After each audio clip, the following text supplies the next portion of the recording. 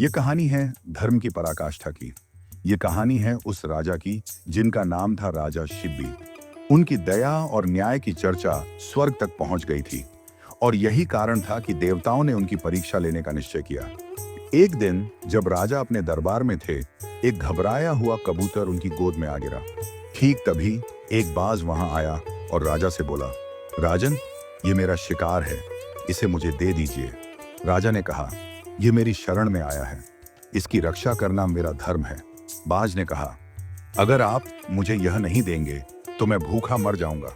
क्या एक भूखे को भोजन न देना आपके धर्म के विरुद्ध नहीं है? राजा शिबी एक धर्म संकट में पड़ गए।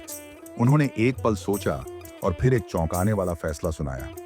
हे बाज, मैं इस कबूतर को तुम्हें नहीं दूंगा, लेकिन इसके बदले में मैं तुम्हें अपने शरीर से उतना ही मांस दूंगा जितना इस कबूतर का वजन है। बाज मान गया। राजा ने तुरंत एक तराजू मंगवाया, एक पलड़े पर कबूतर रखा और दूसरे पलड़े पर अपनी जांग का मांस काट कर रखना शुरू किया। लेकिन यह क्या, राजा जितना भी मांस रखते, कबूतर का पलड़ा हमेशा भारी ही रहता। जब सारा मांस कम पड़ गया तो राजा शिबी स्वयं तराजू के पलड़े पर बैठ गए। उन्होंने कहा, अब मेरा पूरा शरीर तुम्हारे लिए है। यह देखकर बाज और कबूतर अपने असली रूप में आ गए। वे कोई और नहीं बल्कि इंद्र और अग्निदेव थे जो राजा की परीक्षा ले रहे थे।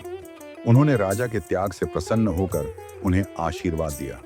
राजा शिबी का यह त्याग हमें सिखाता है कि धर्म का पालन करने के लिए हमें सबसे प्रिय चीज का भी बलिदान करना पड़ सकता है। निस्वार्थ सेवा और धर्म ही सबसे बड़ा कर्तव्य है। ऐसी दिव्य प्रेरणाएं और कहानियां पाने के लिए डिवाइन मॉरल्स को जरूर सब्सक्राइब करें